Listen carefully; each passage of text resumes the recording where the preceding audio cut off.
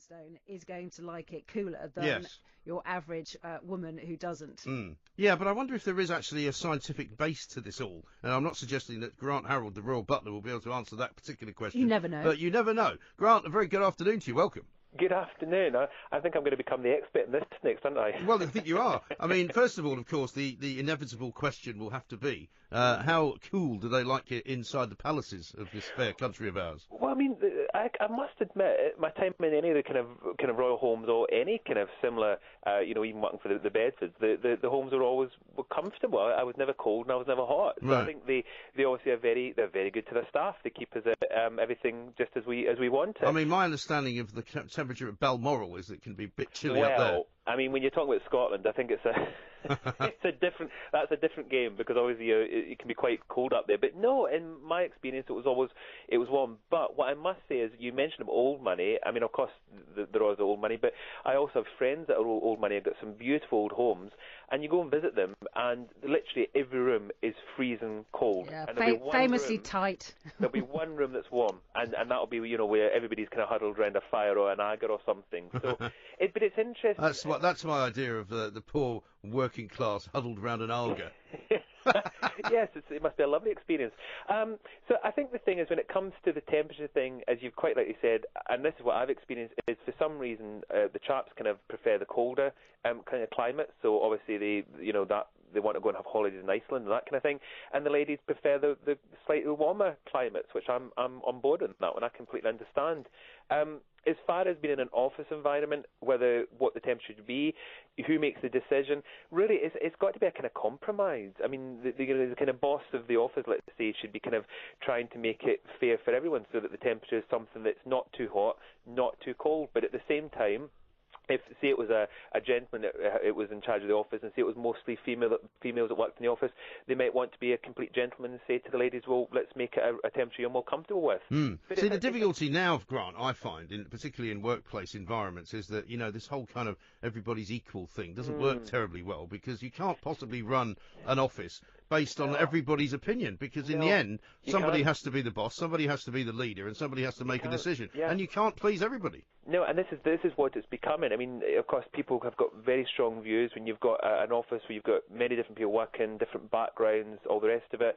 But the reality is, the boss has got to make the decision, and I think that middle ground of not too hot, not too cold is exactly what you're kind of looking at. As I said, the old etiquette, it was very much that a gentleman would always kind of make sure that things were done in the kind of correct manner, especially for a lady. So, for example, if you went coming into my home and I knew that there was some ladies coming along, we're going to have afternoon tea, I'd make sure that it was comfortable. The fire was on, the rooms were warm, certainly not cold. But at the same time, if I knew that there was some chaps coming around instead of the ladies, and I knew that they didn't like the heat, then I'd make sure that it was cold, and I'd put an extra jumper on or something. Because hilariously, even the Times has weighed in. So they've dedicated one of their leaders to this issue today, which has tickled me. And I said, defining room temperature is a hot issue between the sexes. But they come down in this way, in a definitive way. They say, our stance on this issue seeks to combine a modern feminist sensibility with old-fashioned chivalry. If a woman is feeling cold, a man's personal discomfort becomes irrelevant. Wear a lighter weight suit, chaps. Pile on the deodorant. In the longer term, think about losing some weight.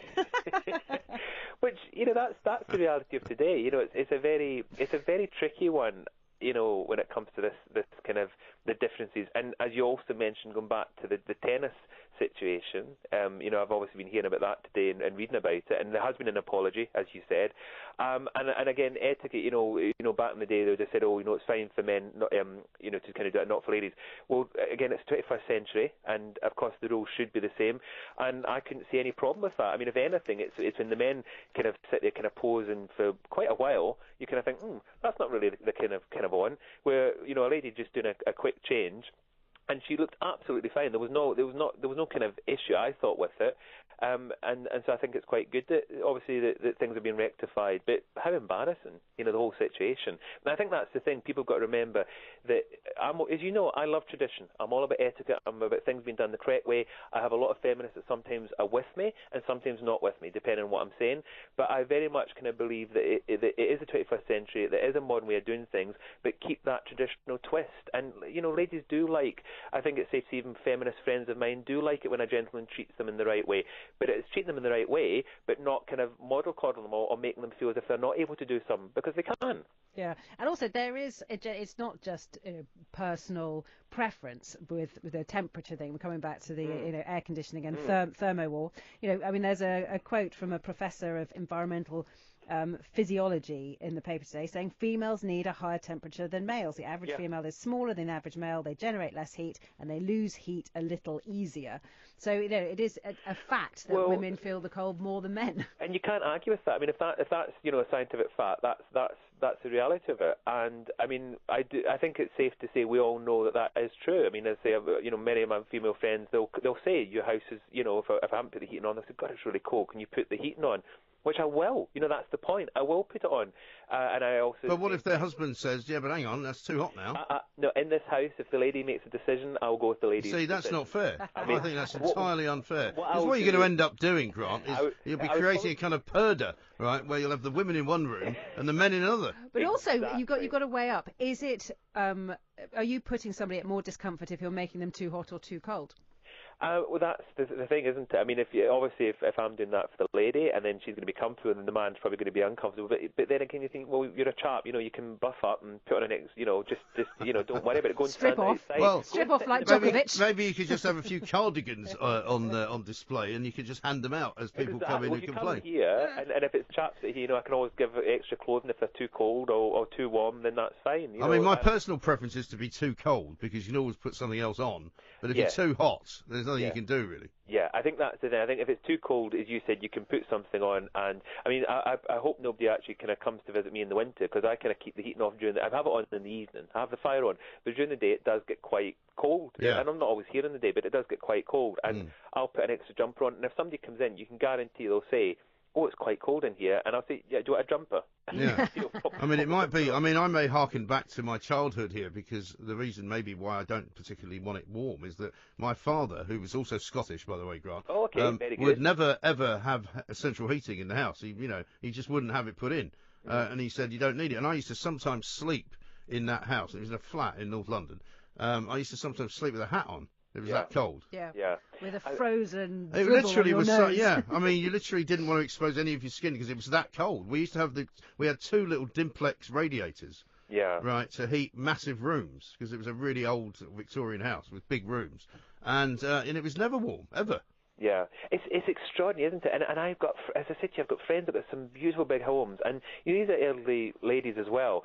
And I kind of think, are you not cold? I mean, surely they'd want to be warm, but I think because the whole life they've been so used to that temperature thing that they'll be in one room where it's warm, and the rest of the house, if it's not being used, they keep it kind of shut up. That's just what they're used to. Just get used to it. They kind of go with it. What's the etiquette in a car, Grant? Because I have this. I particularly have this problem where if I'm driving in the car with my other half, she will always want the temperature to be different to what I want it to be. Yeah. And luckily, I've now got a car where you can actually have the temperature different coming out of the passenger side and the driver's side. But it's not easy. Well, the etiquette when it comes to the car, you'll love this. Technically speaking, that if it's sorry, you can hear the dogs. There's a pack of wild dogs outside your house. The postman's arrived. When it comes to the car, the thing you've got to bear in mind is that if it's a lady that's in the car, then I always say to the lady, is it too hot, is it too cold, and I will adjust it according to what she says. If it's chaps in the car, I normally either go with the most senior or the most, if I can say, the elderly one, the one that's the one that I think I should be asking. It's very difficult. The grey beard. The grey beard, exactly. The one that thinks needs to be asked. Now, if you've got both male and female, again, I go with the female first. I just do it the traditional way. Now, see, we have a different war in our car when we're driving, because I maintain that he or she who is driving has control of the radio knob. Right. And can listen That's dangerous. And can listen to whatever they want to listen to. Okay. Whereas my other half thinks if there's football on, they'll if there's a football game going on. Is he one of those people that likes to switch the station a lot? No, he likes to be listening to football all the way, no matter whether he's a passenger or he's a driver. And I think that's really undemocratic. Yeah.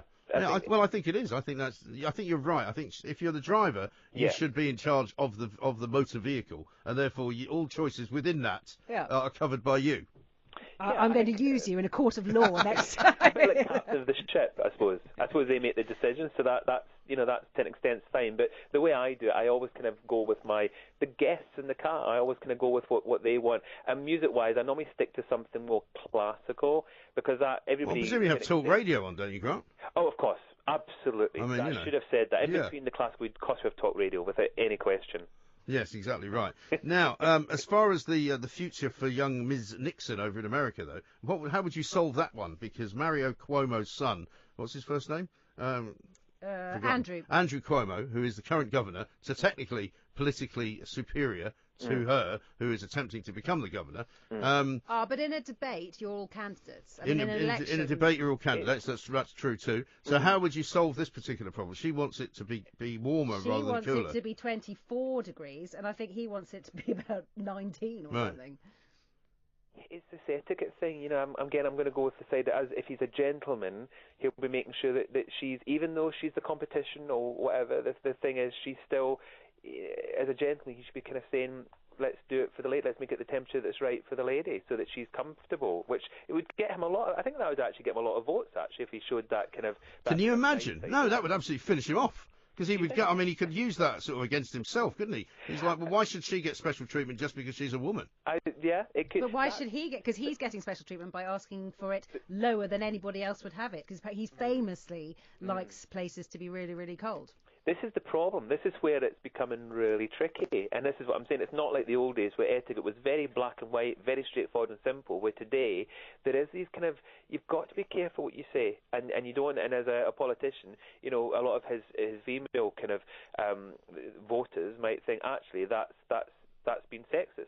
That's not right. Why are you treating her differently? And so it's really tricky. Really tricky. I would never. Can you imagine? I would never win any kind of vote. I would never get anywhere with it. Will I? You'd win. You're far too polite, Grant. Yeah, but do you know apparently Margaret Thatcher, who also liked cold air, very cold air. You won't be surprised to know. Said, according to Matthew Parrish, she once said, one should always be a little bit hungry and a little bit cold.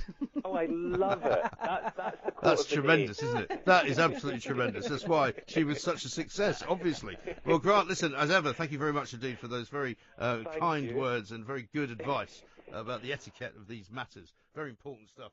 034